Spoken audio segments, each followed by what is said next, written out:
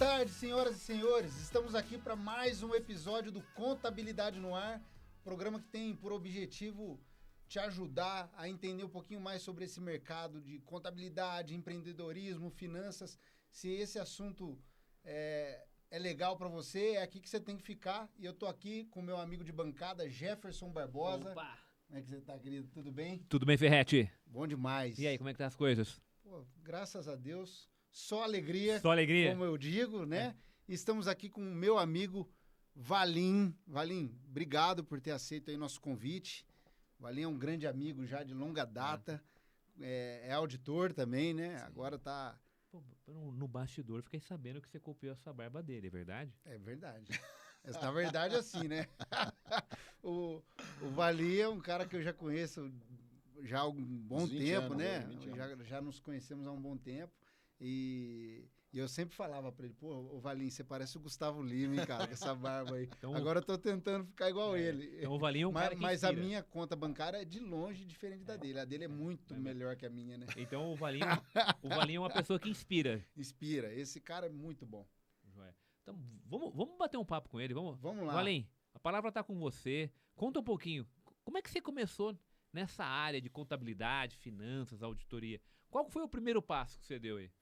Ó, em primeiro lugar, né, agradecer vocês dois pelo convite de estar aqui hoje, né, na presença de amigos, né, não só de parceiros de trabalho, mas como o Ferretti falou, nós já nos conhecemos aí pelo menos uns 20 anos, né, trocamos, assim, muita sinergia já nessa estrada e vim para falar bastante aqui hoje, pena que é só 50 minutos, mas tudo bem, vamos lá.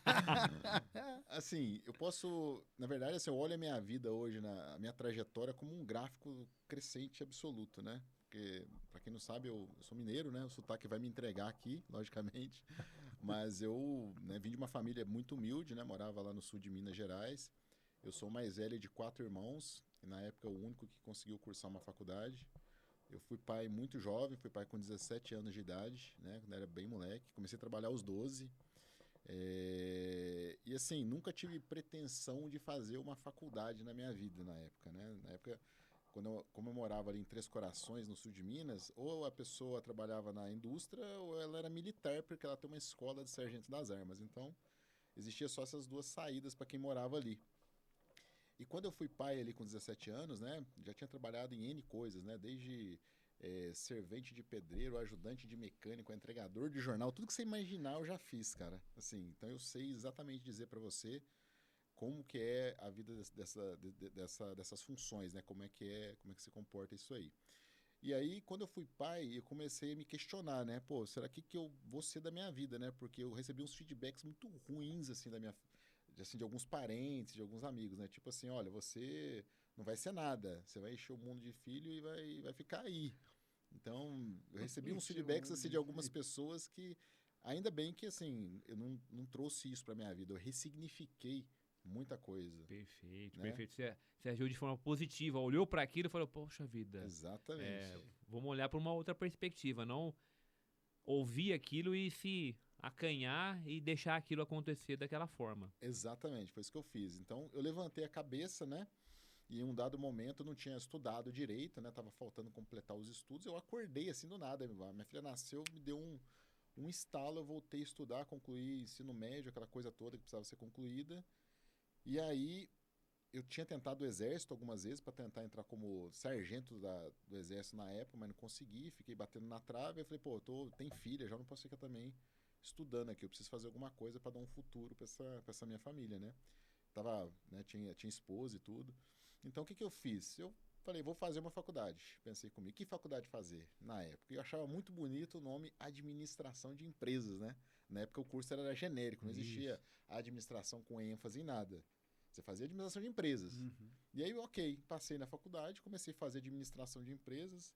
Na época eu trabalhava num hotel, para vocês terem uma noção, na época eu tô falando lá do ano 2000, não é? Uma distância aí de 24 anos atrás, né? Então eu trabalhava num hotel, eu recebia um salário na época, eu lembro até hoje, de R$500 e eu pagava 400 de faculdade. Então uma conta simples, sobrava 100. Como fazer com R$100 para cuidar de filho, né? Então, na época, a mãe da minha filha me ajudou muito, né? A gente batalhou bastante.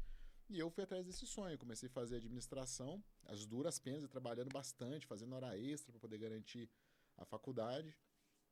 E ali dentro do curso, eu comecei a ter uma tendência muito grande para ciências contábeis. Eu comecei a perceber que é aquele feeling, né? Você está ali na aula de ciência de contabilidade, dentro do curso de administração, e você é o primeiro que consegue fechar o balanço. Eu falei, tem uma coisa errada. Ninguém está conseguindo, eu consegui, uma coisa está diferente aqui. E aí, para entender aquilo, né? Pô, mas como assim soma com débito, diminui com crédito? É aquela loucura que dá na cabeça de uma pessoa que não sabe o que é contabilidade. Então eu vi que eu tinha um potencial para contábeis ali, né? E aí o destino, cara, foi maravilhoso comigo. Eu estava trabalhando num hotel, fazendo administração, com muito viés para contábeis. E dentro do hotel tinha uma empresa que ficava hospedada lá de auditores. E eu fiquei amigo desses caras. Olha como é que o universo é, né? Eu fiquei muito amigo desses O universo conspira a favor. Exato. Eu fiquei muito amigo. E eu admirava esses caras. Eles chegavam no hotel assim, cara, porra, né? Só com carrão, aquela coisa, né? Que todo jovem quer ter um carrão, né? E eu olhava aquilo, pô, esses caras são poderosos demais, cara. São auditores, ficam nas suítes aqui do hotel. Que coisa louca. Eu quero ser isso também. Comecei a botar na minha cabeça.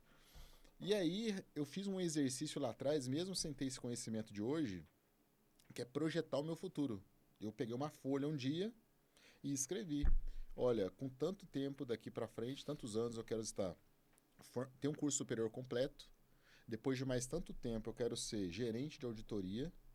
Depois de tanto tempo eu quero ter a minha casa, o meu carro. Eu desenhei tudo que eu queria. Eu escrevi. Eu fiz um checklist ali. E o universo, cara, conspirou a favor. Eu fiquei amigo desses caras. Esses caras enxergaram um potencial em mim. Porque eu conversava muito com eles do meu curso, né? Pô, tô gostando disso, tal, tal, tal. E aí eu fui desligado do hotel, né? Da noite pro dia, assim, eu fui desligado. Tomei um pé na bunda, literalmente, fiquei desempregado, né? Com filha, com esposa, com tudo. E aí o diretor dessa empresa me ligou. Na época não tinha celular. Ele ligou no orelhão na esquina da minha casa. Me chamaram para atender o telefone. Eu fui lá atender o telefone. Era ele. Ele falou, pô, você saiu do hotel, tal, tal, tal. Estamos sentindo sua falta. Você não quer uma chance para você trabalhar com a gente, cara? Tem um projeto aqui em Pouso Alegre. Eu morava em Três Corações. Tem um projeto em Pouso Alegre, numa fundação, que eu acho que você se encaixa. A gente tá precisando de um cara com teu perfil. Eu não pensei duas vezes. Falei, pô, tem nada a perder, vambora. E aí fui para esse projeto. É um projeto de consultoria numa fundação, que era uma faculdade de medicina em um hospital. E eu fiquei dentro do departamento de consultoria. E ali eu me destaquei, conheci uns caras assim que me levaram para outro nível. Eu tive uns mentores muito bons na época ali. E começou a despertar essa vontade, né? Consultoria, auditoria. E um deles identificou esse potencial em mim de auditoria na época. Falou, pô, você tem muito perfil de auditor, você é muito chato. Você é muito enfático, você é muito analítico no que você faz. E aí, na época, eu fiquei 1 ano nesse projeto. E um dos sócios da empresa, ele tinha uma operação em São Paulo, um braço dessa operação em São Paulo. E eles tinham feito uma cisão dessa operação, ele ia entregar essa operação para os donos que eram de Juiz de Fora na época. E aí, essa pessoa de São Paulo, depois de 1 ano de projeto, eu estava encostado ali esperando começar outro projeto, né? Passou 1 ano, aí fiquei em casa.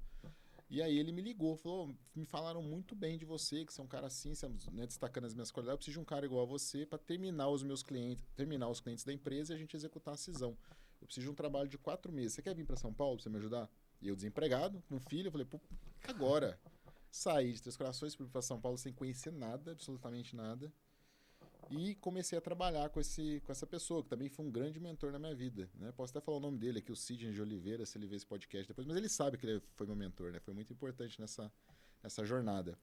Me deu uma chance, comecei a trabalhar com ele ali 4 meses, né? Que era o período que eu tinha que ficar com ele, para ele entregar os clientes nessa cisão. E, cara, tava maravilhoso, tava tudo dando certo, eu gostando pra caramba, estudando muito. Então eu saía, pra vocês terem uma noção, eu saía de Três Corações, do ônibus da Transul, meia-noite, de domingo para segunda. Chegava no Tietê 5 horas da manhã da segunda, trocava de roupa dentro do Tietê e ele já estava me esperando lá na rodoviária Tietê e eu já ia pro cliente. Então eu já ia com a mala e cuia pro cliente, sem dormir, porque eu não consigo dormir dentro de ônibus, tá? Então virava à noite, viajando, chegava no Tietê, trabalhava o dia todo e ficava de segunda a sexta. Na sexta-feira, no final do dia, eu voltava para Três Corações e passava o final de semana lá com a minha família. Então eu fiz isso durante 4 meses, o tempo todo. Chegou no 4º mês, quando a gente estava encerrando esse último cliente, aconteceu uma coisa muito... novamente o universo, né? Tava com ele indo pro Tietê, ele me levando embora para pegar o ônibus, aquele clima de despedida, né? Ruim pra caramba, você querendo chorar, aquela coisa. E aí eu tive um insight, cara, na hora. Eu tinha 23 anos. Eu falei assim, pô, Sidney, por que você não monta a sua empresa de auditoria. Os clientes te conhecem, você é um cara super inteligente, referência no que você faz. Eu acho que você, né, encerrou essa operação, mas você tem que abrir outra. Você não pode ficar... Você vai fazer o quê agora? Você vai trabalhar de empregado? Acho que você tem que abrir uma empresa para você de auditoria e continuar essa missão. Eu lembro que ele me olhou e falou assim, se eu fizer isso, você vem trabalhar comigo? Você vai me ajudar? Eu falei, cara, amanhã eu tô aqui. Desse jeito, tinha 23 anos. Aí ele falou, então tá bom. Na época ele não tinha tirado a CVM ainda, lá, né? Ele tava, me dá uns 40 dias para eu ir lá na empresa que eu trabalhei, que eu vou dar entrada na CVM, e se eu conseguir, eu te ligo, você volta. Falei, tá bom. Então ficou a esperança de eu voltar. Só que, meu amigo, tinha 23 anos, tinha filha, tinha mulher, tinha casa para sustentar. Fui embora de novo, sem emprego, sem nada. Como aconteceu lá no projeto de consultoria, que eu fiquei 1 ano, aí me desligaram porque não tinha outro projeto, fiquei novamente desempregado. Então, fui para lá com esperança, mas daquele jeito, né? Precisando fazer alguma coisa, porque não podia ficar sem dinheiro, né? Passou exatamente 30 dias, ele me ligou na casa da minha avó. Minha avó tinha telefone na época, eu estava morando ali nos fundos da casa dela. Ele me ligou e falou o seguinte, e aí, você vai vir ou não vai? A palavra foi só isso. Falei, cara, que dia? Então pode vir amanhã, eu vou depositar o dinheiro hoje na sua conta e amanhã você vem. Começou a saga de novo. Eu saindo do Transul, 11h30 da noite, passava um frio lascado naquele ônibus, né? Porque a gente já pegou esses ônibus de madrugada, sabe? Hoje é muito bom, né, cara? Você pega ônibus aí... Leito, né? Leito, você vai dormindo. Antigamente não tinha isso. Você pegava... Você se lascava. É isso mesmo. Até porque tem um custo, né? Exato. Até eu acho que poderia ter, mas o custo é outro, né? Exatamente. E aí, de Três Corações para São Paulo, de ônibus são 5 horas. Então, de novo, varava à noite, chegava no Tietê. Aí eu comecei a ficar mais chique. Falei, cara, eu descobri que no Tietê dava para tomar banho. Você pagava lá, acho que R$2 na época, e tomava banho. Eu falei, cara, eu vou tomar banho no Tietê, né? Eu chegava antigamente, que eu não sabia disso, eu chegava lá, trocava de roupa, penteava o cabelo, escovava meus dentes e ia trabalhar. Não, agora eu posso tomar banho, cara. Opa, já deu um upgrade aqui, deixa eu... Então, comecei a saga, cara. Comecei a trabalhar com ele na época e fiquei fazendo isso durante 6 meses. Indo e voltando, indo e voltando, indo e voltando. E aí foi um grande desafio para mim, porque aí, nesses 6 meses, ele começou a captar alguns clientes, aquela coisa toda, e eu não conhecia nada em São Paulo, meu amigo. Eu cheguei em São Paulo, mineiro, né? Comedor de pão de queijo, né? Como se diz. Mineirinho, tranquilo, mas eu sempre tive a comunicação muito boa. Isso eu sempre, né? Eu sempre me comuniquei muito bem. Eu sempre fui um cara de comunicação, acho que desde criança. E aí, eu comecei a andar em São Paulo sem conhecer. Ele me falava assim, olha, você vai no cliente tal, como é que você vai fazer para chegar? Ele me dava um papelzinho e escrevia assim, ó, você vai descer na estação tal, você vai pegar o ônibus tal da linha tal e vai vir aqui. Então, eu era guiado pelo papelzinho que o Sidney me dava. Que ele te passava. E eu ia. Só ia. Cumpria a missão. E eu tinha um problema, cara. Até hoje eu tenho isso, né? Hoje não, hoje muito menos. Mas eu tinha um problema de falta de merecimento na época. Porque eu não me achava digno de usar um paletó. Porque eu olhava os caras de paletó, não, esses caras são muito bons, não vou botar um paletó. Pica-pau igual eu, não mereço esse negócio.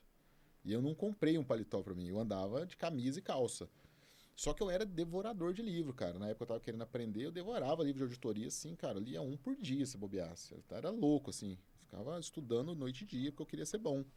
Porque eu tinha aquela meta, né, de ser um gerente de auditoria. E aí, mesmo com essa dificuldade, por exemplo, de conhecer São Paulo, de tudo, eu me sobressaí, porque eu era um cara muito comunicador. Então, eu comecei, com essa minha comunicação, vender serviços também. Então, eu comecei a executar muito bem e comecei a ser muito bom na venda. Os caras me ligavam. E aí, o Sidney um dia falou, cara, acho que tá na hora de você vir morar aqui. Aí eu fui, aluguei, né, uma casinha lá foi em Guarulhos, né, que isso aconteceu. Aí trouxe a minha família toda pra lá. E a gente começou, cara, do zero, né, morando numa casinha pequena, e eu ali batalhando todo dia. Aí voltei, aí eu tinha trancado o meu curso de administração quando eu fiz essa transição. Aí eu reabri ele lá em São Paulo, fui fazer contábeis. Aí realmente entrei no curso de contábeis. E toquei minha vida. E aí, tudo aquilo que eu tinha escrito lá atrás, cara, começou a se transformar em realidade. Aí, quando começou a acontecer. E eu me destaquei muito em auditoria, tanto que teve uma época que na empresa lá, que era, na época, a Audibras, né? Que a Audibras nasceu com a gente na época, né? Comigo e com o Sidney. Que eu entrei, ele montou. Porque o pessoal me conhecia muito mais do que o próprio Sidney. Porque eu vendia e executava, eu tava no front. Então, a empresa cresceu muito, principalmente em plano de saúde. Sim. Nós fazíamos alguns outros segmentos, né? Fazíamos agronegócio, hotelaria, mas a parte de operadora de plano de saúde era muito relevante para a carteira. E eu comecei a pegar um viés dessa área e comecei a criar uma expertise. Fiquei muito bom nessa área, e, né, muito conhecido. Meu nome começou a ficar muito bom no mercado. E aí fui nisso até 2010. Quando foi 2010, aí eu recebi um convite de uma empresa de consultoria para ser sócio. Aí foi muito engraçado esse negócio. Porque essa empresa de consultoria tinha mais ou menos aí uns 50 clientes na carteira, no Brasil todo. E eles eram muito bons no que eles faziam. E aí eles me viram como um cara muito bom também. Mas eu não me achava tudo aquilo, né? Eu sabia que eu era bom, que eu tinha potencial, mas estava na minha ali, trabalhando, fazendo o meu. E aí um certo dia, um sócio dessa empresa, que virou um grande amigo meu, um grande irmão, que é um outro mentor que eu tive também, ele virou para mim e falou assim, cara, vem ser nosso sócio. Eu olhei pra cara dele e falei, meu amigo, não tem dinheiro para botar para ser sócio nessa empresa. Ele falou assim, não, você não tá entendendo. Você vai ser sócio, você não precisa trazer, você só traz você. Nós vamos te dar 1/3 da empresa. Eles eram em 2 sócios, aí ia ficar 33, não, 1/3 para cada um. Eu olhei na cara dele e falei, você tá de sacanagem. Sério mesmo? Ele falou, sério. Você é sócio da Audibraço? Eu falei, não. Eu achei que você era, que aí era um problema maior. Como você é funcionário, é mais fácil você decidir isso. Mas não era tão fácil para mim, porque você imagina, eu tava numa empresa de um cara que foi meu primeiro mentor, que me deu uma puta chance que eu me desenvolvi. Então eu tinha ali uma gratidão muito grande por essa questão. Eu ganhava, assim, menos da média do mercado, eu sabia disso. Ele sabe disso, que eu falo isso para ele hoje. Eu ganhava muito pouco, perto do que eu comparava no mercado. Mas eu nunca vi isso. Hoje eu paro para pensar e olho assim, pô, mas eu ganhava menos, mas a chance que eu tive lá Sim. de progredir... Tinha uma projeção de carreira muito maior que o salário não compra, né? Exato. O ativo intangível envolvido ali era muito maior do que a grana. Perfeito. O goodwill que você estava Exatamente. produzindo ali era diferenciado. Exato. Então não reclamo. Já tive essa conversa com ele, né? Recentemente a gente andou conversando bastante sobre isso. Eu não reclamo de nada. Foi uma baita oportunidade, agradeço muito ele. Mas aí chegou 2010, eu tive uma decisão para tomar. E aí? Eu continuo sendo empregado aqui ou agora eu saio dessa zona de conforto e realmente vou para... E aí eu conversei na época com a minha mulher na época e ela me apoiou bastante na decisão.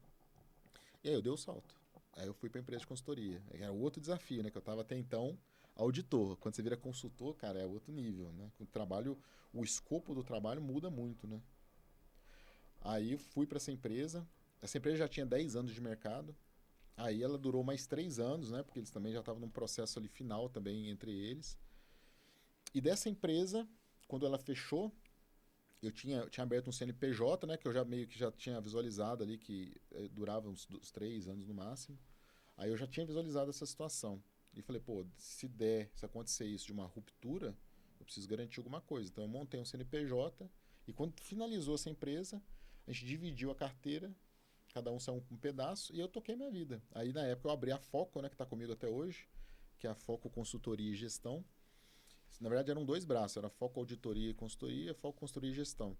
Então eu consegui, aí eu comecei a abrir, como eu tinha experiência também em outras áreas, aí eu montei uma pasta, por exemplo, de agronegócio, né, que vocês conhecem bem, e tinha pasta de outros serviços também, que é outro tipo de negócio, até para conhecer, e tinha pasta de saúde, que eu nunca deixei. Então eu trabalhei na pasta de saúde de 2003 a 2010 como auditor e de 2010 até hoje como consultor. Então, eu sempre tive alguma coisa de saúde suplementar na pasta. E mesma coisa, o nome que eu tinha criado na auditoria, ele potencializou na consultoria e depois também na Foco. Tanto na BMV na época, né, que era a empresa que eu fiquei 3 anos, depois na Foco. E até hoje, assim, hoje eu estou um pouco menos atuante, tenho assim, uma carteira bem pequenininha de clientes, mas... eu acabei enveredando para outras coisas hoje, né? Hoje eu sou um cara muito empreendedor, né? Eu comecei a ter esse viés há uns anos atrás, que eu precisava sair um pouco dessa caixinha, né? De prestador de serviço e também ser gestor. E aí eu comecei a fazer um caminho sem volta agora, que é do empreendedorismo, cara. Que é um negócio muito desafiador. Que eu acho que vocês também são, né? Que é um negócio muito desafiador. Você acorda todo dia desempregado, né? Todo dia para matar um leão. 1, 2, 3 leões. Que o Jeff Bezos, na Amazon, ele tem como espírito, todo dia é o número 1. Então, é isso mesmo. é um espírito assim de estar ali toda hora começando um negócio. Sim. E tendo ali um foco no cliente, que é o camarada que vai pagar as tuas contas no final do dia. Exatamente. Ô Valim, mas teve um momento, né, nessa trajetória aí que você se especializou bem em plano de saúde, né? Sim. Essa pasta, como você diz, né, da saúde, teve um foco realmente. E eu lembro muito bem que nós falávamos na época sobre a governança em operadora de plano de saúde, era um assunto que ainda não era prático, né? Era só teórico, era só norma da ANS ainda, Sim. né? E eu lembro que você mais um sócio, na época vocês mergulharam nesse assunto, né? Fala um pouquinho mais sobre essa época aí da governança, porque hoje é um tema já mais Maduro, né? mais maduro, né? Sim. Mas principalmente em operadora, na época ninguém falava disso, né? Você já estava bem a par desse assunto. Sim, foi assim, eu já estava envolvido na consultoria, né? Então eu já prestava ali assessoria, consultoria para algumas operadoras. E aí, todas essas operadoras elas são regidas por regras de capital, né? Então uma das regras de capital envolvidas no arcabouço regulatório era uma chamada margem de solvência. Então a INSS tocou a questão da margem de solvência há muitos anos, que é um algo a mais do capital que você tem que ter para operar o risco, né? Então não é só você ter o capital regulatório. O que você precisa ter a mais de colchão para suportar a operação. Então a margem de solvência, resumindo, a grosso modo, seria isso. Então, pegando um gancho aí para quem está começando na área de contabilidade e quer entender o que é a margem de solvência, a gente poderia dizer que aquilo que tem em caixa menos dívida, é isso? Não, imagina assim, ó, Jefferson. Você abriu uma operadora. A margem de solvência foi extinta, tá? A gente está falando de uma coisa já extinta, tá? Mas na época era assim, ó. Você abriu uma operadora. Vamos imaginar aqui, hipoteticamente, um número. Meu capital base necessário para abrir essa operadora, por exemplo, R$2 milhões. Ok. Você ia lá, aportava R$2 milhões, cumpria-se ali os requisitos normativos para abrir a operação. Então você tinha R$2 milhões, trava de capital. Qual que é a trava de capital? Ela muda de acordo com a segmentação da operadora e a região que ela está localizada, que ela vai comercializar. Então, quanto mais próxima do centro das grandes capitais, maior é o risco. E quanto mais ela voltada ali para medicina, é maior o risco do que odontologia, por exemplo. Estou dando um exemplo a grosso modo. Uhum. Então, vamos imaginar que ela aportou R$2 milhões para começar a operação. Ok, você está de acordo com a norma. Se você ficar zerado sem fazer nada, os R$2 milhões atendem a norma. Mas imagina você que no primeiro ano, você operou ali mais ou menos com 20 milhões de receita. No primeiro ano de existência. Então a ANS ela começa a olhar o seguinte, fala, 20 milhões de receita, ok. Aí ela vai fazer na época ela fazia a conta do percentual, né? Então ela calculava um percentual que dava 20% em cima da receita. Então esses 20 milhões, na prática, quando ela jogava para a margem de solvência, você pegava 20 vezes 20%, dava 4 milhões.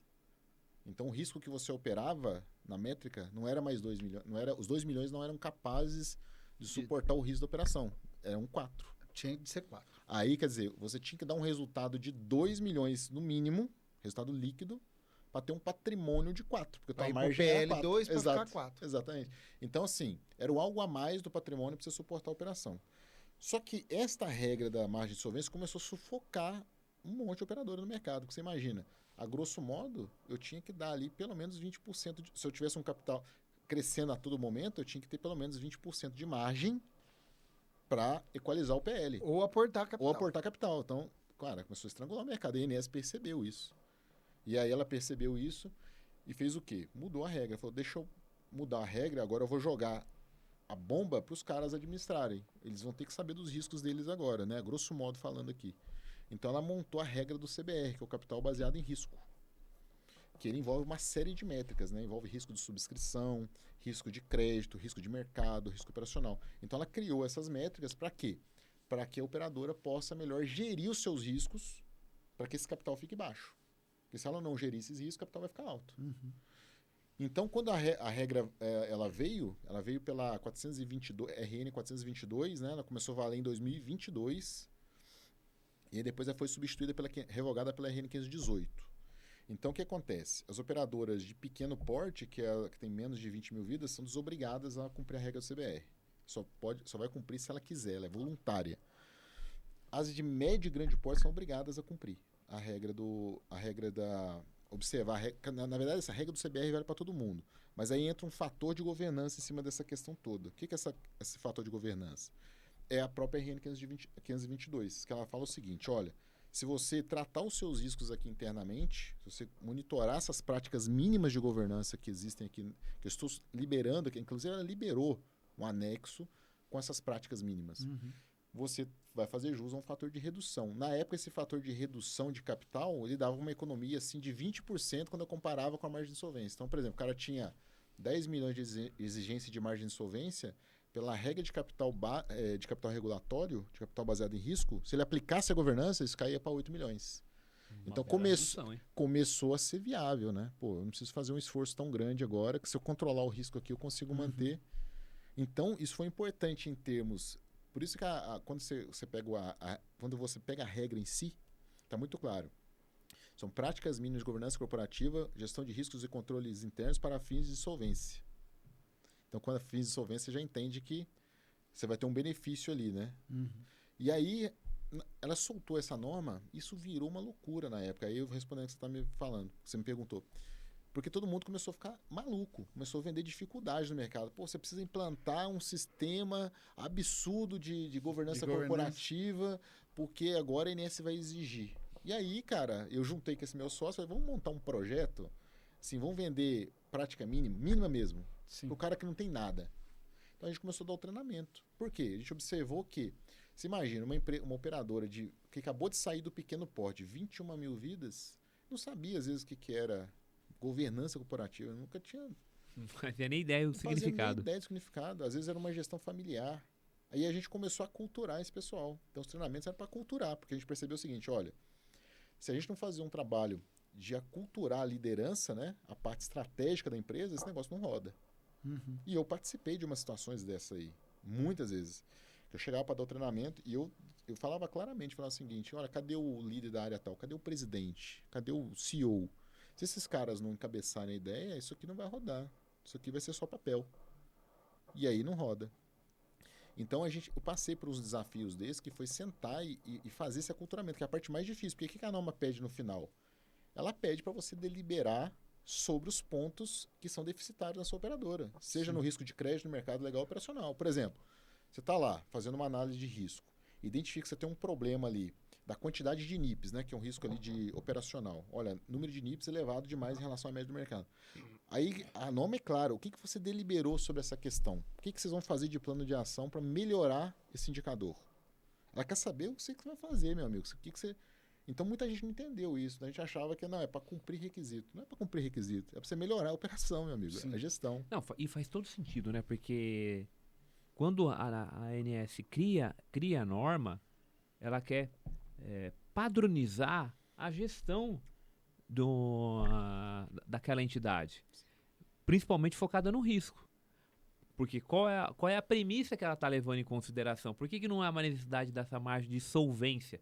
Porque a palavra solvência quer dizer que a empresa tem um risco de quebrar. Exato. Se ela tem uma margem, então, pera lá, eu tenho lá os 2 milhões iniciais que você estava explicando, eu tenho dinheiro em caixa para fazer frente Exato. a um risco.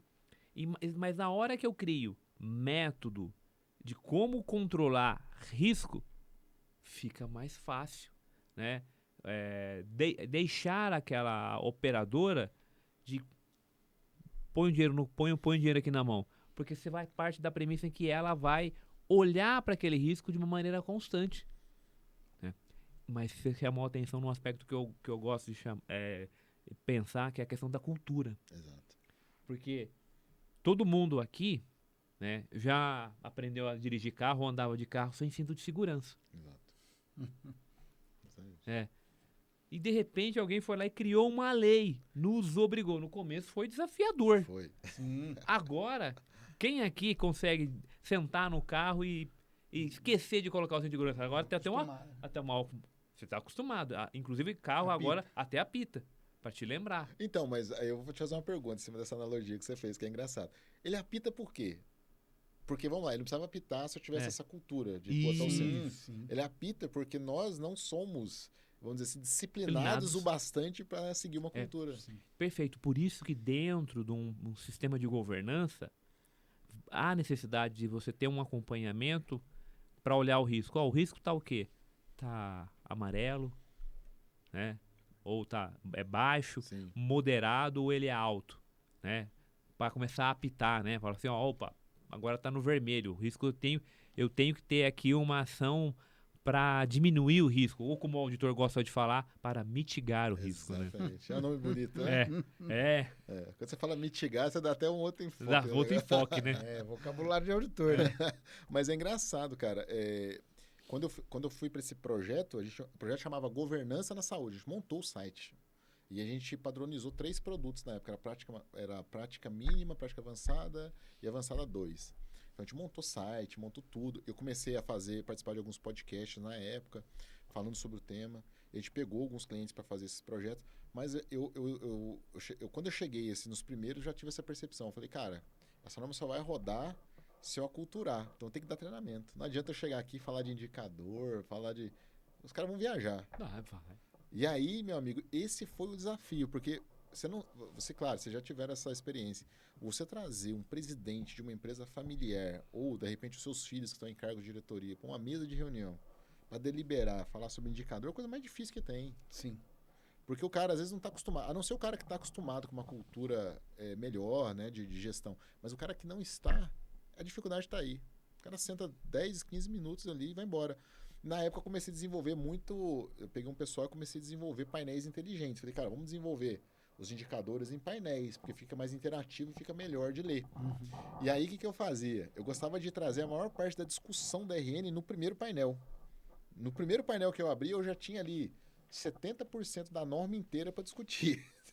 Porque eu segurava os caras num painel. 1, 2, 3 no máximo.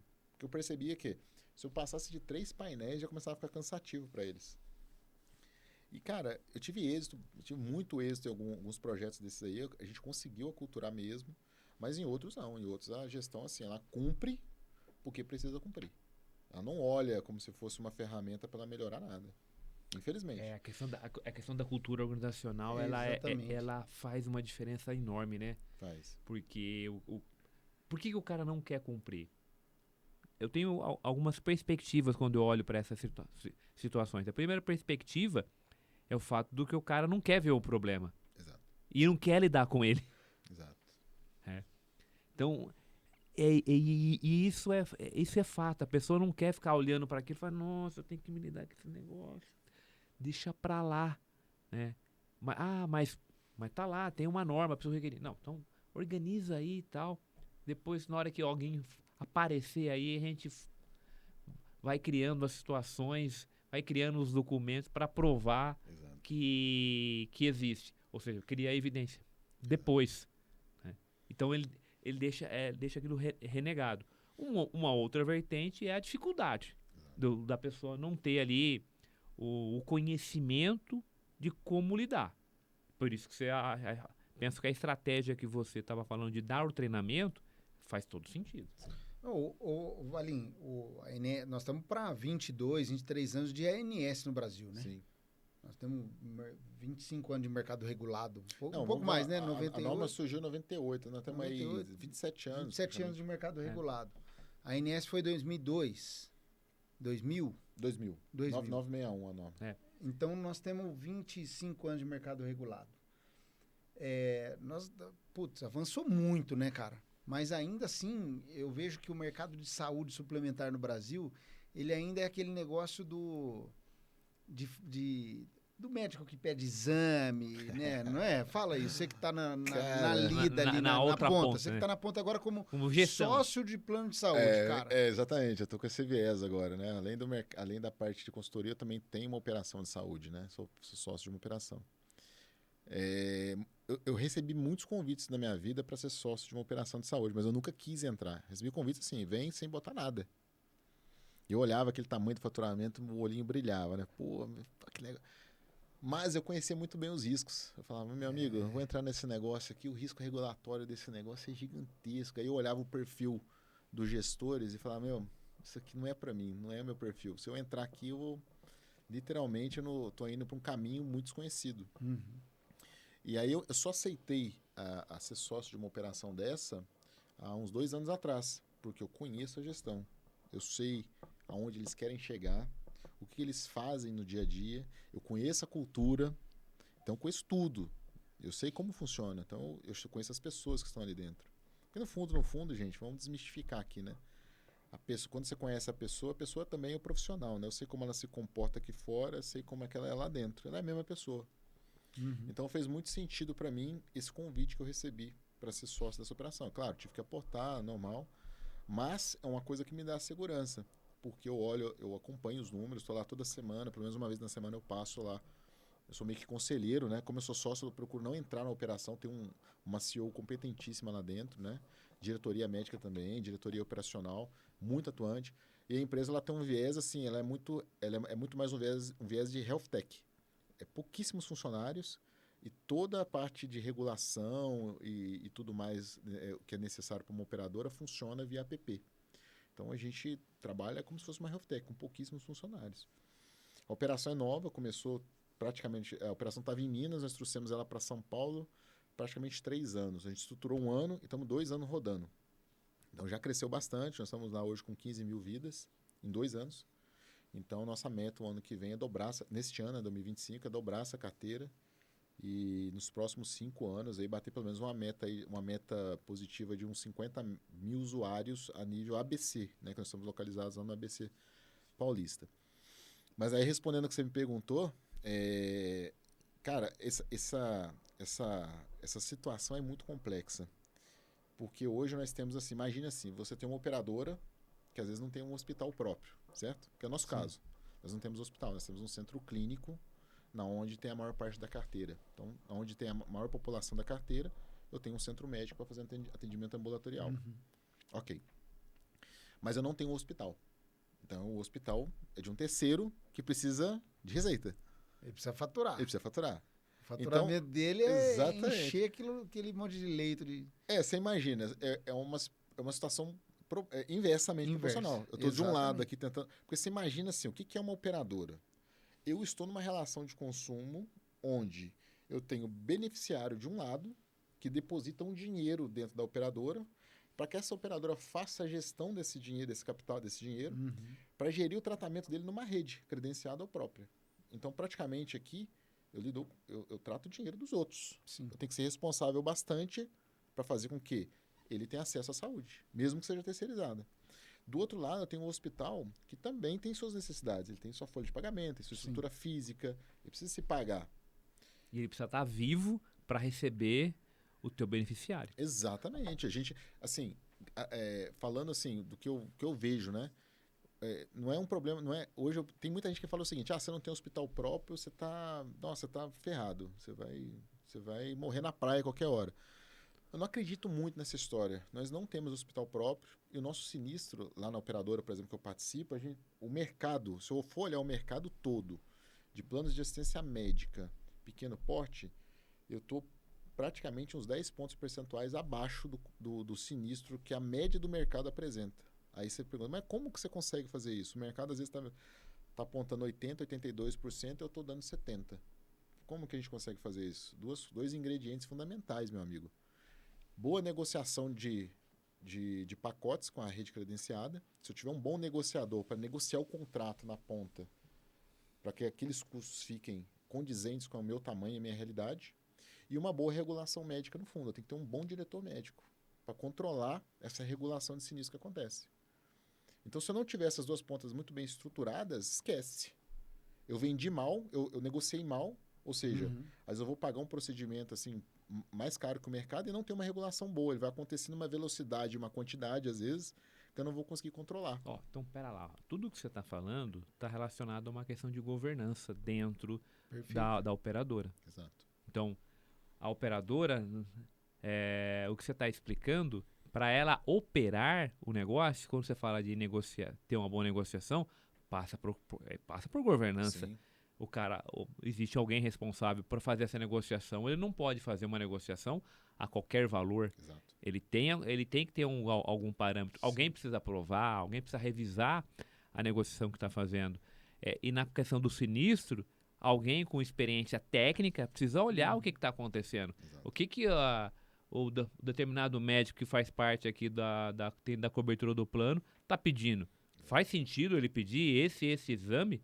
para Exato. esse É paciente. isso aí. E negociar com a rede credenciada antes é a mesma coisa do cara tá para o plano de saúde igual o comprador da indústria negociar a compra de matéria-prima, porque exatamente. é ali que ele deixa a É rentabilidade. o custo direto. É o custo do direto. serviço. Isso do mesmo. serviço. Eu vou aproveitar um gancho aí, já que a gente está falando de operador e falando de governança. Eu vejo que o mercado está olhando para alguns outros produtos dentro da questão da saúde, né? E fugindo a questão do operador e indo para uma questão de cartão de saúde, Sim. né? Como é que você vê esse produto? Você acha que esse produto ele pode ter aí uma viabilidade, né? Porque nós estamos falando de um ticket médio menor, né? Que vai possibilitar alguém que paga ali uma anuidade, uma mensalidade, a ter um acesso numa rede de hospitais por a tarifa do hospital cheia é 100 mas eu estou pagando aqui uma quantia, agora eu consigo pagar lá 80, né? Mas não é um plano de saúde. Perfeito. Vamos lá. Nós temos dois viés de discussão em relação ao cartão de desconto. O primeiro, que ele é proibido pela ANS, né? Então, operadoras não podem usar cartão de desconto. Então, quem está usando não é a operadora, certo? Nós temos Sim. outros... Perfeito. Ok. Perfeito. Então, esse ponto já está desmistificado.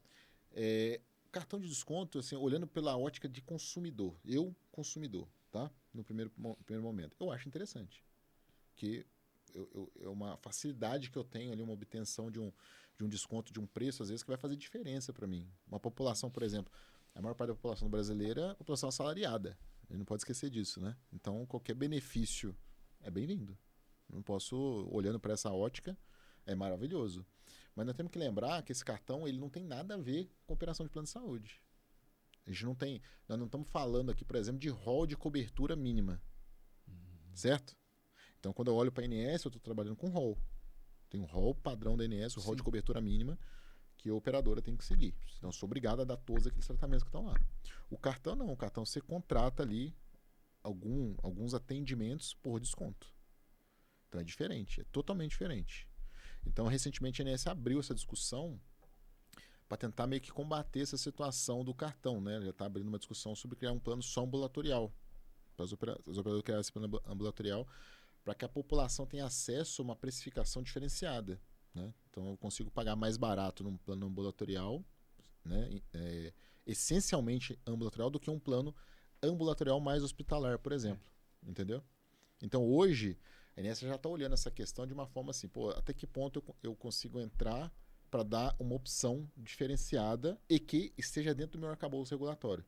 Então, ela está fazendo exatamente esse exercício. Porque, de fato, então você está dizendo assim, tá? Para quem está nos ouvindo aí, esse cartão saúde, ele ainda não está totalmente regulamentado pela ANS. E nem vai estar, né? Isso é uma briga de anos, né? As operadoras lá atrás que fizeram o cartão de desconto foram penalizadas. Tivemos casos homéricos aí de 20 anos atrás, 10 anos atrás. Aí o mercado entendeu que não podia fazer. Hoje é proibido. Perfeito, a operadora não pode, mas vamos brincar aqui, nós podemos aqui criar um cartão, podemos criar para oferecer. Sim. Por outro lado, a gente tem que ter um fornecedor que aceite o nosso cartão. Exato. Hoje nós temos aí até especialistas que cuidam desse tipo de montagem, dessa estruturação de cartão, né? Então hoje tem muito player no mercado que trabalha com esse leque de opções hoje. Então hoje para qualquer pessoa é possível fazer isso, como um empresário, por exemplo. A dificuldade disso aí é você ter uma rede, né? Porque o cartão ele faz diferença quando você tem uma rede muito vasta, né? Porque você imagina, se você olha hoje para o teu produto de saúde que você contratou, você olha duas questões básicas, né? Três, vamos falar assim, cobertura, preço, cobertura e a rede. E a rede. Que é o principal, às vezes. Às vezes você não olha nem o preço, você vai, o preço está mais ou menos com o mercado, beleza. Cobertura, eu preciso é isso aqui, mas você vai olhar a rede. Que a rede é que faz diferença para você, no final das contas. Então, o cartão, o que está por trás ali, o que é principal, é a rede que ele tem por trás. O que ele oferece de benefício. Aí isso faz diferença. Valim, o que você acha aí que tem de maior desafio para as operadoras daqui para frente? Eu vejo que aquela questão da margem de solvência era um baita desafio. Nós ficamos anos discutindo, né? Meu pai amado. Era um debate Não, e na época é engraçado. infinito. Só te cortando, a margem de solvência, antigamente, a insuficiência dava direção fiscal. Né? Era. Vinha a direção fiscal da ANS e já tinha um problema ali para se administrar no dia a dia. Explica para a turma que está começando a ter contato. Como é que funciona essa questão da direção fiscal? Como que é regulado uma operadora assim, de forma bem objetiva? Vamos lá, rapidamente. A direção fiscal, na verdade, é quando... Porque a ANS, ela acompanha, né? Existe um monitoramento que ela faz. O cara não abre um plano de saúde e fica solto, né? O plano de saúde é uma empresa regulada. Ele tem uma concessão de um registro que é dado pelo órgão regulador. Então, tem que andar com a regra debaixo do braço. Simples assim. Então, o que acontece? Para eu preciso cumprir todos os requisitos normativos, todo aquele arcabouço. Quando eu não cumpro alguns, e esses alguns colocam, por exemplo, em risco a vida do beneficiário ou a continuidade do tratamento do beneficiário, isso já começa a entrar numa vertente, por exemplo, vamos dizer, a gente chama de lupa, né? Começa a entrar numa lupa do regulador. Então, por exemplo, estou com um problema de capital gravíssimo, não consigo resolver, e esse problema de capital pode me levar à descontinuidade da operação. Então, a ANS, ela abre um processo em relação àquilo, vai te acompanhar de perto, e ela vai falar vai determinar o seguinte: olha, o risco é muito grande, nós precisamos intervir para acompanhar essa operação de perto. Então, é nomeado, isso é publicado no Diário Oficial da União, um diretor fiscal da ANS que assume o papel de diretor da ANS dentro da operadora e começa a acompanhar diariamente os números e as operações. E ali ele emite os seus relatórios, né? Ele começa a acompanhar e começa a emitir relatórios do acompanhamento para a ANS. Tendo viabilidade essa operadora, o fiscal ele pode pedir um programa de saneamento, né? Para que a operadora tenha um prazo aí de 24 meses para corrigir as anormalidades que foram identificadas. Este prazo ele é quebrado, né? 12. Eu tenho que recuperar a empresa. Todos os problemas que foram identificados, tem que recuperar 50% deles em até 12 meses e mais 50% nos outros 12. Então, o fiscal ele fica acompanhando, ele fica por um ano acompanhando isso. Se não recuperou, chegou perto alguma coisa, a ANS ela pode renovar por mais 12. Então, ele fica esse período acompanhando, ele não assume a cadeira assim, de gestão, tá? Mas ele acompanha bem ele acompanha próximo. Então, né? mas ele está ali apontando problemas de gestão. Exatamente. Sim. Então, ele vai apontar problemas econômicos, financeiros, assistenciais. Na verdade, são duas diretorias, né, que trabalham na ANS, a diretoria fiscal e a técnica. Se o teu problema for um problema assistencial, é nomeado um diretor técnico, que normalmente a profissão do cara é médico, é alguma coisa ligada à saúde. Quando é um problema econômico, financeiro, aí o fiscal que vai é um cara com formação mais contábil, econômica, nesse sentido, porque é outra cadeira.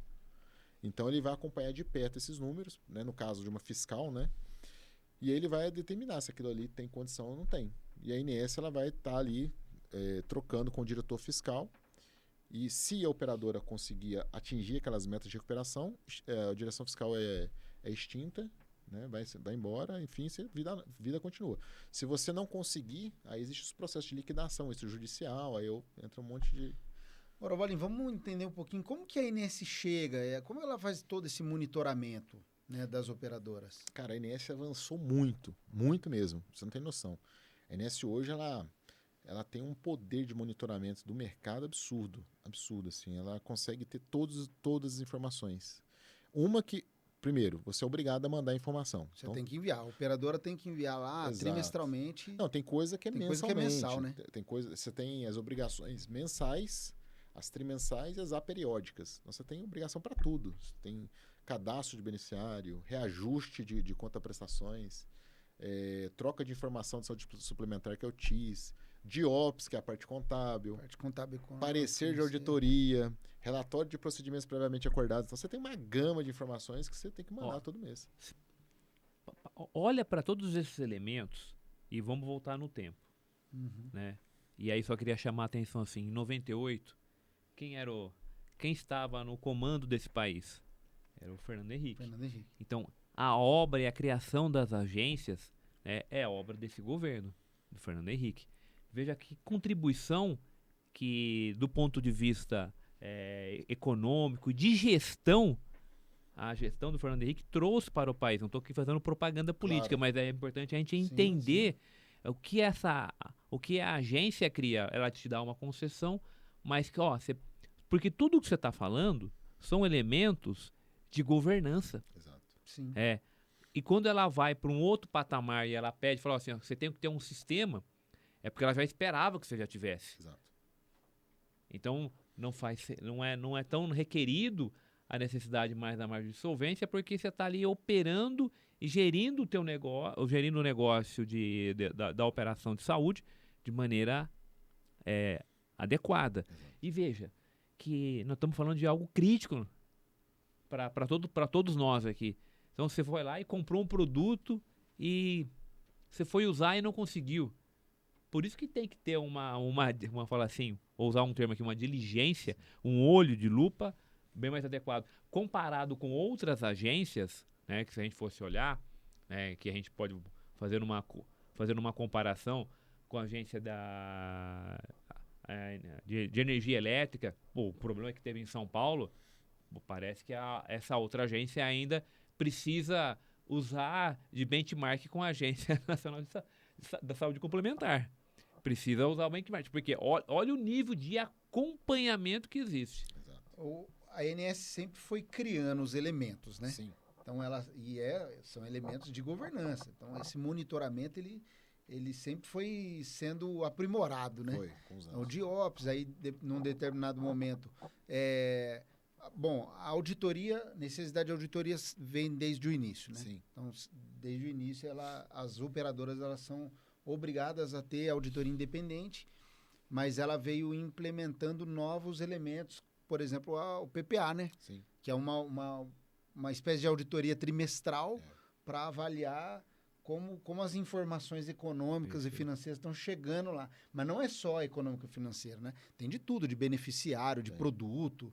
Então, ela foi criando todo esse arcabouço aí para monitorar de perto e, mais recentemente, criou um PPA de governança. Sim. Né?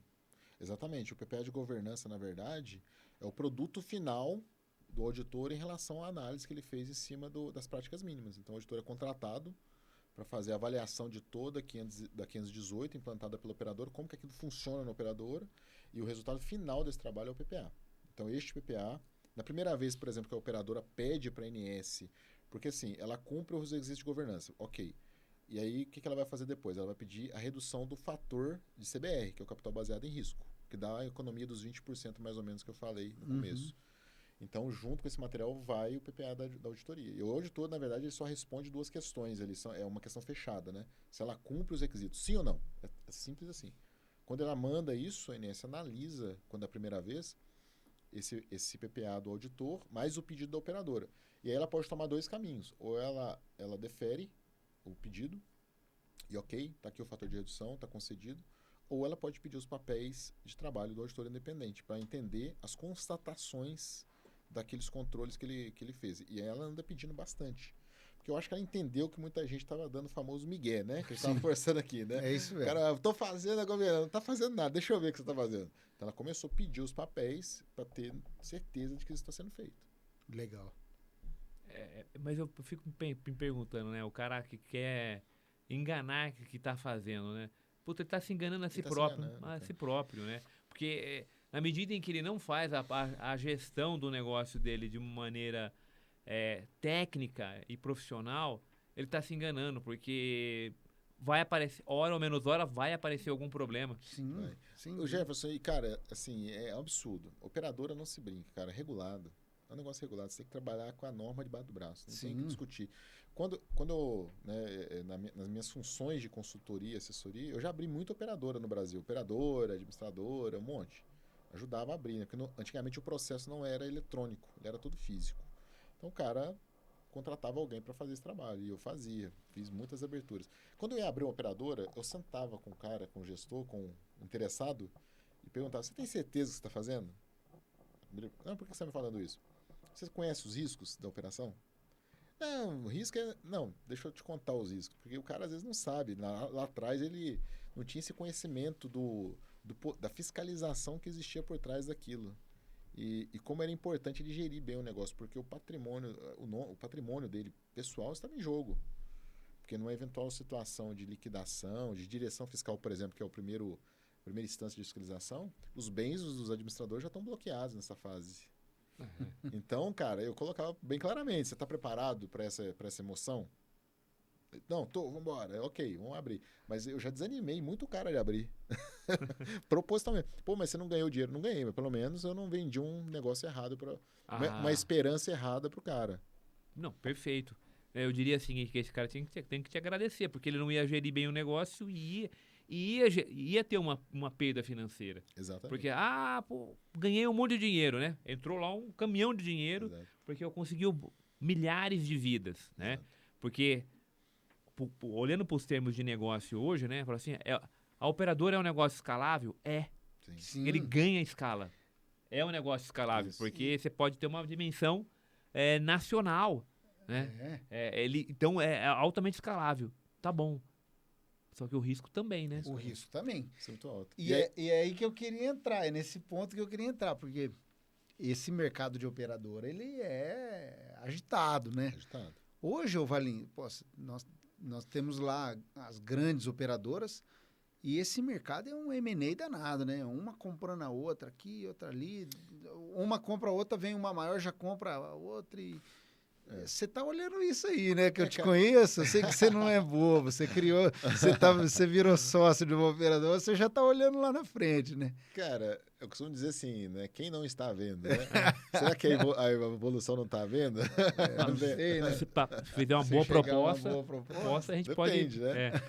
Isso é um projeto, né? Pode ser que aconteça, pode ser que não, mas a gente está trabalhando hoje, nós estamos assim, olhando para o futuro, mas trabalhando no hoje. Então, sim, é isso. Perfeito, é isso aí. Agora, só para a turma ficar antenada também, esse mercado de operadora, ele tem alguns múltiplos, né? Falando em M&A de operadora. Sim. Como você está a par desses então, múltiplos? Eu estou a par, posso te dizer sim. Na verdade, não é que existe múltiplo, ok. Hoje nós falamos aí praticamente 8 vezes EBITDA. Uma coisa assim, tá? 8 vezes EBITDA. Bom. Ou você pode fazer uma conta mais simples, que eu já vi algumas operações assim. Valor por vida. O valor por vida é interessante. Também é um múltiplo. Okay? Aí, por exemplo, aí o valor por vida entra... Quando você transfere isso para o multiplicador, o valor por vida dá mais ou menos 3, 4 faturamentos vida. Então, imagina que o ticket médio da carteira está em 250.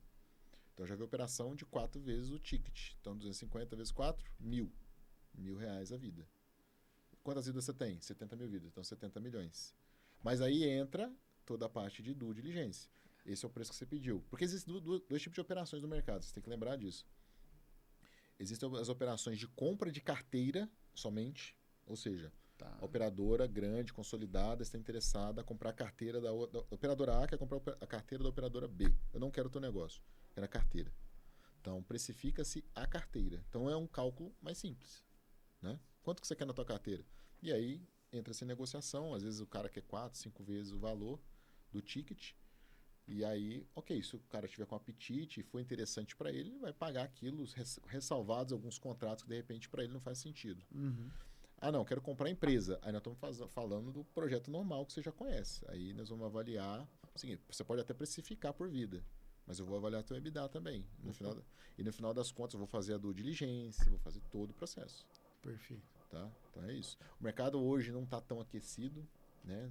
Há uma expectativa que ele abra aí esse ano ainda, mas a gente não viu nada muito relevante, nada acontecendo ainda. É muito cíclico. Tem anos que bomba, né? E tem anos que ele fica bem retraído. Mas eu acho que há um tempo atrás saiu uma lista, né, no jornal das operadoras que estavam na mira das aquisições, né? Então, por exemplo, o mercado ele já olha as operadoras, por exemplo, de médio e grande porte, ali, por exemplo, de 50 a 150 mil vidas, sempre estão no radar ali das grandes, né? Porque ali tem uma população interessante, às vezes, né? Para aquela carteira da maior.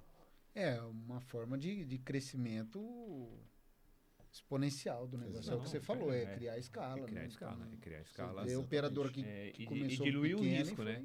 E diluir o risco, porque você está olhando uma carteira, as vidas, você tem que olhar um pouco para qual que é o perfil dessa vida, qual que é a idade média, né? Ou ela está muito mais envelhecida, ela está muito mais jovem. Que fazer toda uma análise dessa. E hoje aí, é engraçado isso. Você falou um ponto interessante. Hoje é muito engraçado. Eu tenho uns cases lá que é fora da curva. Tem um cliente meu que ele tem a maior parte da carteira dele concentrada de 0 a 18 anos. Tá? Então, das faixas etárias, das 10 faixas etárias existentes, ele tem mais ou menos aí, vamos lá, quase 40% da carteira dele concentrada no 0 a 18. E essa carteira do 0 a 18, sinistro absurdo, assim, traz prejuízo totalmente deficitária, tá? Uma inadimplência alta e o sinistro alto, porque hoje nós temos aí as terapias, né, cara, que ganharam muita força com os métodos ABA, enfim, com os autistas, né? Então as terapias hoje custam caro para as operadoras. Então, as operadoras estão lutando aí para baixar custo, mas está muito difícil. Não, inclusive estão lutando até para tirar do escopo, né? Exato. Do rol, né? Teve um movimento de teve algumas operadoras de mercado que estavam sofrendo muito com isso. E eu tive um case engraçado, que a operadora tem duas questões. Ela tem a carteira formada por pessoa física, essencialmente. 70% da carteira é plano individual. Ou seja, a regra é muito mais acirrada para pessoa física do que para uma empresa. O regulatório, o arcabouço regulatório, ele pesa muito mais para os contratos de plano individuais. O pessoa jurídica, a regra ela é muito em cima do contrato que você fechou. Então tem muita coisa que te garante uma segurança aqui, né? E essa empresa era totalmente ao contrário. Ela tinha 70% da carteira em plano individual, case. Ou seja, já exigia maior... E assim, a maior parte 0 a 18. Cara, mas a carteira dá um sinistro baixo. Por quê? Porque já estava ali há muitos anos. As pessoas já estavam ali sendo tratadas. Então, você olhava aquilo e não entendia o movimento. O que salvava a empresa eram as outras faixas. Eram as faixas de final. Acima de 59 vidas, até 59, entendeu? As faixas de mais idade, elas suportavam as faixas de menor idade. Curioso, né? Curioso. Curioso. É. Curioso. Agora, bem interessante. É um case para ser avaliado, para entender o perfil, da onde essas pessoas estão, como essas pessoas vivem. Sim. E hoje é engraçado, quando você olha essa questão de faixa etária, antigamente, há muitos anos atrás, ninguém queria vender idoso. Era muito louco. Sim, Os papos do operador assim, não, eu preciso vender criança para oxigenar a carteira. Aí, hoje não. Hoje o pessoal quer vender terceira idade. Por quê? O 59 mais hoje está se cuidando, meu amigo. O cara faz natação, o cara faz musculação, mudou o cara faz comportamento. Eu fiquei sabendo de um cara que já tá nos 50, eu acho que é quase 60 a mais, que tá fazendo até luta livre, né? Que é luta que ele faz? Jiu-jitsu. 60 a mais? O cara não tá com 60 a mais? Ou tá nos 50 a mais? Quem? O nosso amigo que tá aqui. O Gustavo Lima? O Gustavo Lima. Não, ele é jiu-jiteiro também, né? Mas ele é menino ainda. Eu e o Ferretti já temos quase a mesma idade, meu amigo. E ele olha a cabeça branca do Ferretti, olha a minha. Então, mas eu tô achando que você tá usando produto, não, hein? Sem pintar, meu amigo. Isso aqui é natural. Ó, aqui é natural, ó. Agora ali, ó, a barba dele cara, preta, cabelo preto, com... eu tô com 45 anos, mas você falou uma verdade.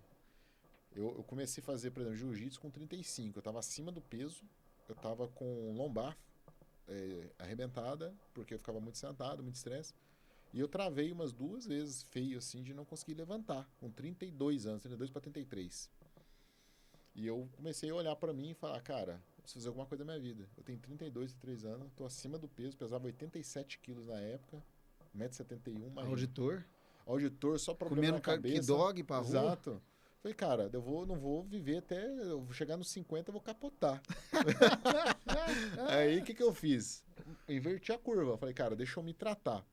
E uma vez eu travei, que foi assim, absurdo. Eu travei da coluna fazendo uma mudança na minha casa.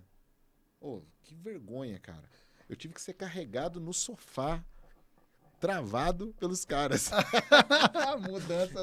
E a minha os família... caras pararam de carregar os eletrodomésticos. Na época, a minha família fazendo mudança. Na época, a minha mulher, a minha filha ajudando e eu travado no sofá, carregado. Então, cara, eu saí um mindset de mudança. Meu amigo, eu saí daquilo ali e falei, velho, nunca mais. Eu vou mudar esse negócio, porque eu escolho o que eu quero. É isso e aí. Eu tô numa fase que eu não quero estar. E aí, o que eu comecei a fazer? Fiz o tratamento de fisioterapia todo. Eu tava com 2 discos da lombar, com quase hérnia, né? Que é a lombalgia aguda, né? E aí, fiz a fisioterapia, todas as sessões. Aí, fiz 1 ano de natação para fortalecer costas. Comecei a ficar menos estressado, tirar um pouco do estresse da minha vida, né? Comecei a entender que coisas fora do meu controle, meu amigo, eu vou desligar e não me pertence mais. Então, comecei a controlar o estresse nesse sentido. E um amigo meu um dia falou, cara, por que você não faz jiu-jitsu? Isso foi 2005, eu tava com 35 anos. Eu falei, cara, primeira coisa que você fala, eu não gosto de ficar agarrando o homem, né, velho? Eu vou ficar agarrando o homem suado, que isso. E outra coisa, eu tenho a coluna toda ferrada. Eu não, vai lá um dia pra você conhecer. Aí eu fui. Eu te apresentar pro mestre. Foi lá na Grace Barra, em Guarulhos, lembro até hoje. O mestre Giovanni Gioli. Aí, conversando ali, eu falei, pô, mas eu tenho 2 dias fudidos. Ele falou assim, aí ele começou a chamar os caras. Meu amigo, o que você tem mesmo? Tenho hérnia, eu tenho hérnia de disco, eu tenho... Tudo lascado. Mundo lascado, pior do que eu. É. E lá, cara, eu falei, não, então peraí, então eu posso fazer isso. E aí eu fiz uma aula experimental. Aí eu fiz, cara, aula experimental, gostei. Eu era pesadinho na época, eu dava um calor nos caras, eu comecei a voltar, mas tomava muita porrada. Porque lá você entrava a faixa branca, é engraçado as gerações, né? Antigamente você entrava a faixa branca no jiu-jitsu, por exemplo, que eu tô dando um exemplo aqui, e eles te soltavam na gaiola dos leões, né, meu amigo? Você era carne fresca. É isso Você mesmo. apanhava pra todo mundo. Eu apanhei pra muita gente. Tinha um cara lá, um japonês, faixa marrom, faixa azul na época, ele me batia todo dia. Ele me olhava assim, vem cá. E todo dia me batia. É mesmo. Cara, fiquei 1 ano em Guarulhos fazendo jiu-jitsu. Eu mudei pra Minas, né? Fiquei 1 ano lá em Guarulhos, aí mudei pra Minas, conheci o mestre Gustavinho Saraiva, que tá nos Estados Unidos agora, que é fora da curva. O cara nasceu pro jiu-jitsu, um cara monstro, mas monstro. E eu, cara, e aí eu entrei na academia dele, fui muito bem recebido, comecei a desenvolver o jiu-jitsu, fiz aulas particulares ali, comecei a desenvolver um outro lado da técnica também, e comecei a entender filosofia. E aí, cara, fazendo a analogia do jiu-jitsu, assim, eu falei, cara, esse é um esporte pra vida, porque, na verdade, a pressão que você toma ali no tatame Sim. é a pressão que você toma aqui É fora. isso mesmo, é muito bom. É a forma como você reage ali dentro. É você não desistir. Não desistir, é você resiliência. Resiliência. Você exercita tudo isso ali. E a camaradagem também, né? Fora pô, cria um ambiente de respeito, né? Você começa a respeitar, Você não começa é? Não, e outra coisa. O tatame, cara, tem um cara que falou, eu esqueci o nome da pessoa, mas ele falou num podcast, falou o seguinte, cara, o tatame é um equalizador, meu amigo. Sim, Você pode ser o que você for aqui fora. Você pisou ali dentro, você é mais um. é mais um. Você tá ali, você tem médico, você tem delegado, você tem o motoboy, você tem o pedreiro. Tá todo mundo ali, meu amigo. Mesma coisa. Não existe diferença. E aí, cara, é um exercício, cara. Eu amo o esporte, já era pra eu estar muito mais avançado, mas você sabe como é que é a carreira de consultor e auditor, né? Eu interrompi muitas vezes. Hoje eu tô lá em São Bernardo do Campo, na Gracie Elite, né? No Hillion Gracie, com o mestre Fred Bloom, que é um cara fora da curva também. Ficou muitos anos lá fora. E assim, cara, eu amo o esporte, né? E assim, eu tô tentando me ver com 60 anos, cara. Como é que eu quero chegar? É isso aí. Essa mudança de comportamento que talvez tenha impactado as operadoras, né? Apesar de que também a molecada mais jovem tá muito mais saudável, né? Menos álcool, mais exercício. O Brasil vive eu não tô vendo mudança. eu não olho pra essa ótica, não. Eu acho que a molecada nova, eles não estão tomando sol, né, cara? Pra começar, não tem vitamina D. Os caras... Porque olha que... Você falou um negócio agora, eu lembrei de uma conversa que eu tive com o meu mestre. O que as academias de jiu-jitsu fizeram hoje? Eles mudaram a forma de receber o aluno. Por quê? Na nossa época, quando você começou lá atrás também, que você lembra? Você era faixa branca, você lutava com todo mundo, certo? Sim. Hoje, nas escolas mais estruturadas, o faixa branca, quando ele toma um amasso no primeiro treino, ele não volta. Aí começaram a perceber a evasão. Falou, pô, o cara não aguenta essa pressão toda. O que fizeram? Cara, faixa branca só treina com faixa branca. Então você fica ali na Café com leite ali. parte básica, movimento, posição, Até drill, criar um pouquinho de casca. Até criar um pouquinho de casca, mas você vai ficar ali. Faixa branca, faixa branca, faixa branca. A hora que você foi graduado azul, beleza. Aí eu acho que você começa a subir para lutar com outras faixas. Mas hoje segregou, porque aí você olha para... Por que segregou? Porque a galera hoje aguenta menos pressão do que nós antes. Sim. As gerações são diferentes. Sim. É outra pegada. O Valim, voltando para esse aspecto do plano de saúde, nós aqui, a gente gosta muito de olhar sempre negócios com alguns indicadores, né? E as operadoras não são diferentes. A gente sempre olha mais ou menos, principalmente para os clientes de consultoria, né? 3 indicadores básicos: margem de contribuição, depois margem, o lucro líquido e geração de caixa. Numa operadora, o que seria a margem de contribuição, o lucro bruto, né?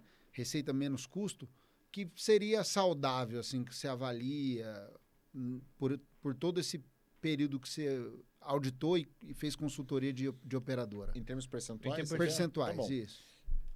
Eu considero um indicador de 30%, mas é um indicador difícil, tá? Porque se você olhar hoje para a média... 70% de sinistralidade, né? Porque assim, 70, 75, então vamos oscilar entre 25 e 30. Porque você imagina assim, A média de mercado hoje é 80, 82. Mas se eu gerir bem o negócio, e eu já vi isso acontecer... Dá 75. Dá 75, dá 70. Então, se eu controlar muito bem a minha negociação de tabela com o prestador Capitation, e a não minha sei o quê. regulação médica, eu consigo trazer esse número para 70, 75, beleza? Show. Porque aí me sobra 30 ou 25 para quê? Pagar a despesa administrativa, que oscila entre 10 e 15, Comercial. a comercial, que oscila entre 3 e 5, pagar os impostos... Saudável para uma operadora, 3,5. Passou disso, já está muito salgado a despesa comercial. Comercial, né? A comercial, cara, ela tem uma... Quando você faz a comparação no balanço, no DRE, existe uma situação que essa discussão é muito legal. Se você traz muito contrato, mas tem muita saída, você tem um problema, porque você paga muita comissão na entrada, porque você tem que lembrar o seguinte, que a comissão às vezes você paga ali 300%. E o mais por exemplo, dou um exemplo hipotético, pago 300% mais um vitalício de 5%. Então, eu pago as 3 primeiras pro cara, e depois eu pago um vitalício. Se o contrato sai rápido, eu tive muito mais despesa comercial do que receita. Não teve receita no Exato. começo do E aí eu contrato. aumento esse indicador, cara, por desistência de contrato, por cancelamento. Por evasão. Exato. Então, esse indicador, assim, quando estou na vida normal... O churn de clientes Exato. tem que ser baixo para poder pra diminuir essa... E lucro líquido? O que seria o saudável? Cara, eu vou te falar de média de mercado. Mercado hoje trabalha, assim, se você olhar, dá 4%, 5% líquido, que é o que o mercado tem hoje anual. Tá? Tem operadoras que dão um lucro maior, tem umas que dão menos, tem umas que dão prejuízo relevante, mas na média, quando você traz para a média, aí 4%, 5% é o que a gente vê. Legal. Então, uma operadora que está dando acima de 5 já está muito bem gerida. Que é o nosso caso. A gente está dando hoje lá, no ano de 2024, 10 de bruta e, tirando os impostos, 8 de líquida. Tá bem. Então, a gente se considera assim, excelentes. A operadora, quando nós compramos ela, nós estávamos ineficientes em todos os indicadores. E a operadora mesmo construiu os resultados para a gente cobrir todas as exigências da ANS. E tem que gerar caixa, até porque você tem uma série de ativos garantidores. Você tem um caixa que fica represado por questões de regulatório mesmo, né? Tem. Um ativo garantidor, né, cara? Exato. Você tem porque você imagina assim, né? Você está operando no mercado. Então, você tem algumas provisões ali. Você tem alguns passivos que precisam de lastro. Alguns passivos é lastro vinculado, que a gente chama, que é o que fica preso na ANS. O preso é o seguinte, a ANS ela tem acesso a esse recurso e você não pode sacar esse recurso sem autorização dela. Uhum. Esse recurso é para cobrir o quê? Por exemplo, alguma provisão de algum sinistro que está acontecendo agora, e eu não estou sabendo, a conta médica ainda não chegou para mim, por exemplo, que seria a PEONA, né, que é a provisão de eventos ou coisas não usados. Então, por exemplo, imagine que está acontecendo um evento agora, neste minuto, mas eu não recebi a conta, então eu já tenho uma provisão para essa situação. Perfeito. Eu tenho a provisão para a rede credenciada a pagar, que é aquilo que eu devo para a rede credenciada ao final do mês, e aí eu tenho uma divisão, aquilo que eu devo com menos de 60 dias de aviso, eu não preciso vincular recurso, mas eu preciso ter lastro numa aplicação qualquer de renda fixa. Aquilo que passa de 60 dias, que aumentou demais o gap, eu preciso ter lastro vinculado.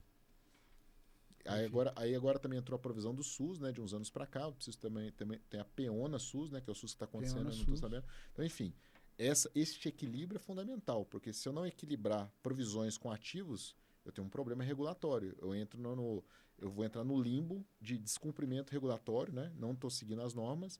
E eu também, a ANS, ela me aponta como uma anormalidade econômica financeira grave, que eu preciso cobrir, entendeu? E saindo um pouco desse ambiente de operadora, de consultoria em operadora, o que você tem investido em mais outras coisas? O que você tem feito? Cara, eu tenho investido muito em mim, né? Eu comecei uma vibe, cara. Na verdade, assim, eu vim tentando encontrar o meu propósito, né? Todo mundo chega numa fase da vida que você tem a pirâmide evolutiva, né? Primeiro você começa na sobrevivência, vai embora. Então, estou na fase de descobrir propósito. Então, um viés de propósito que eu descobri é treinar pessoas, melhorar a vida de pessoas. Bacana. Descobri isso em mentoria. Você não descobre isso às vezes sozinho. Você precisa de outro para você se externar essa questão. Então, já tem aí uns 2 anos e meio que eu venho fazendo algumas formações, né? Que eu estava falando para o Ferretti lá embaixo. Eu estou juntando ferramentas para esse arsenal, né? Para eu me sentir totalmente preparado para dar esse salto. Então, ando investindo bastante em informações de inteligência emocional, desenvolvimento humano, porque eu tenho eu já descobri que eu tenho esse viés. Eu sei que eu consigo ajudar as pessoas. E eu quero ser o produto daquilo que eu vou vender. Então, eu estou fazendo o meu caminho para lá na frente um eventual mentorado, por exemplo, olhar para mim e falar, pô, ele tem bagagem para me dizer o que ele está me dizendo. Hoje tem bagagem? Tem. Eu posso, como uma história de vida mesmo, conta, né? Eu saí do nada para ser sócio de empresa, para ter meu negócio bem sucedido, mas eu quero algumas bagagens, mais ferramental técnico para poder pegar a pessoa de um ponto e levar para o ponto de cá, onde ela quer chegar. Pô, show de bola, muito legal. E, ô Valim, deixa uma dica aí pra turma, um livro... Uma mensagem? Uma mensagem? Cara, eu posso deixar o livro e a mensagem. Pode falar os dois. Cara, então um livro que eu li é do... Tem 2 livros, na verdade. Tem um que eu li recente, é do Flávio Augusto, que é o Ponto de Inflexão. Na verdade, eu li tem uns 2 anos esse livro. Esse livro me chamou muita atenção da história do Flávio Augusto, né, cara? O que ele fez para chegar onde ele chegou. E quando ele começa a contar a vida dele ali, eu me vi muito na história dele, né? Principalmente naquela história que ele pegava o ônibus todo dia de manhã. E aí, um dia ele se confrontando com a imagem dele no vidro do ônibus, ele começou a se indagar. Falou, cara, eu respeito todo mundo que tá aqui. O pessoal se conhecia no ônibus, né? Todo dia 5 horas da manhã, no Rio de Janeiro, 40 graus, a galera ia no mesmo ônibus todo dia. Então, as pessoas já se conheciam, cantavam até parabéns lá dentro, né? Segundo o livro, né? Os aniversariantes tinham parabéns, tinha bolo. E ele se orou e falou, cara, eu respeito todo mundo que tá aqui, mas não é isso que eu quero pra minha vida. Sim. E cara, eu tenho exatamente esse caminho nessa história que eu contei de pegar ônibus de madrugada, de ficar, vamos dizer assim, ralando pra caramba no começo. Eu olhava aquilo ali e falei, cara, eu não quero isso. Eu tenho que melhorar, o tempo todo. E é onde eu busquei melhorar muito. Então, fiz tudo que precisava fazer. Então, ponto de inflexão é a primeira dica. Segunda dica, cara, é de um autor chamado Ryan Holiday, que é O Obstáculo é o Caminho. Cara, esse livro é fora da curva. Ele é jiu-jiteiro também, eu descobri por uma página do livro. Eu comecei a ler e falei, do livro? Cara, esse cara é jiu-jiteiro. Porque ele começou a colocar a situação quando você está tomando um amasso, quando você está lutando, ele não falou, né? Ele só contou no final, mas ele falou assim, cara, quando você está praticando uma arte marcial, você começa a tomar um amasso, você tem que criar, né? Você começa a abrir um espaço, primeira coisa, você abre um espaço para respirar.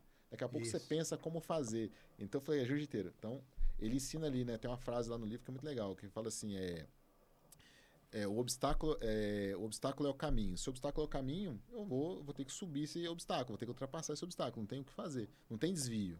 É isso mesmo. Então é muito legal, esse livro eu recomendo. Cara, uma mensagem assim, muito no viés do que eu estou fazendo hoje, né? Procurem se conhecer, procurem olhar para dentro de vocês, sabe? Olhar os pontos fortes, pontos fracos, vendo o que vocês têm que melhorar. Porque eu descobri muita coisa sobre mim nesses exercícios, né? São coisas assim que você tem que procurar, né? Você não vai achar se você não procurar. Você tem que fazer uma auto-reflexão sobre você, tentar achar suas qualidades, seus defeitos, tentar melhorar o tempo todo. E assim, esse desenvolvimento não é só para você, você tem que trazer isso para o mundo. Você tem que trazer isso para as pessoas. É isso que eu estou procurando fazer hoje. E o pessoal te acha como nas redes sociais? Eu vou te falar que eu não sou muito assíduo, né, no Instagram. Eu acho que o Instagram eu tô no JValim, JR, né? Acho que é isso. Você tem uma noção que eu nem sou tão ligado. Na verdade, por que eu criei o Instagram na minha vida? Porque eu gosto de meme. No começo foi meme, tá? Eu adorava meme. Então eu entrava no Instagram pra ver meme, mandava meme pra todo mundo. Hoje eu já tô olhando o Instagram com uma outra ótica, né? Que eu já tô começando a ver a importância. Hoje eu já consigo comprar pelo Instagram. Então eu já olho ali alguma coisa, faço uma compra. Então eu já entendi a importância da rede social. Então eu tô lá no JValim, JR. LinkedIn eu não uso há algum tempo, vou ter que botar no ar de novo, né? Porque quando você tentar entrar, você vai ter que ir lá no Esqueci Minha Senha. Não, você não tem noção. Esses dias eu fiz isso, cara. Eu olhei e falei, eu fiz tanta coisa depois desse, que tem uns 3 anos que eu não mexo. Sem sacanagem. Eu falei, eu tô ferrado. Quando eu parar pra atualizar isso aqui, é um dia inteiro. Mas é isso, eu tô agora, eu tô com alguns projetos que envolvem mais aparições em rede social, né? Então, em breve, aí eu vou estar aparecendo um pouco mais aí. Top Então, demais. legal. E Ferretti, o pessoal te acha como? No Instagram eu tô como Ferretti Evolução, no LinkedIn Alexandre Ferretti. Pô, legal. Facebook deve ser, também não sei o caminho não. Mas Ah, não, o Facebook eu nem uso Facebook mais, eu nem cara. lembro mais. E você, Jefinho, como é que acha Bom, você? o pessoal pode me achar no LinkedIn, Jefferson Barbosa, né? E no Instagram, né? Ó, você viu? Pronúncia aqui, Nossa. temos que treinar, Cara, né? é diferente. Você pode me achar lá, Prof. Jefferson Barbosa, né? E lembrando que esse é um episódio, né, patrocinado pela Evolução Auditoria e Consultoria, ela que faz isso aqui acontecer todo aqui. E Por você quê? pode encontrar o site da Evolução e a Evolução no Instagram também, como Evolução Auditoria. E que primeiro quero agradecer, Valim, obrigado. Obrigado aí pela Valeu, presença você aí, é valeu. um cara incrível, parabéns pela história, espetacular. E em relação ao patrocinador, a gente sempre faz um jabá aqui, né? Evolução Auditoria e Consultoria, porque não existe acaso no mundo dos negócios. Pessoal, abraço aí. obrigado, fica até o próximo episódio. Fiquem com Deus, até. Obrigado. Um abraço. Obrigado.